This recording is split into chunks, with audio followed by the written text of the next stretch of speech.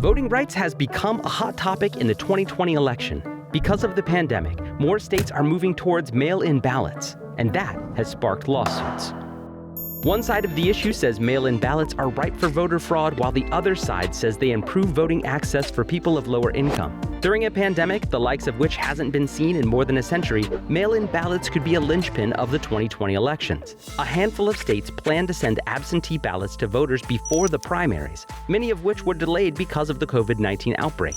That plan may be expanded to the presidential election in the fall.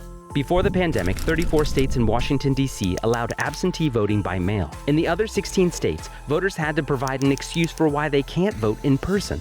Coronavirus is one of the accepted excuses for some of these states. However, that's mostly for the primaries. It could be extended to the November election. Only 5 states, all in the South, have not taken action to expand vote by mail. Some states, including Oregon and Washington, said they'll conduct their elections entirely by mail.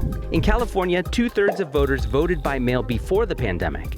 The state wants to move to an all-mail-in system in November, but lawsuits are trying to stop that from happening. The Spanish influenza pandemic of 1918 also affected an election.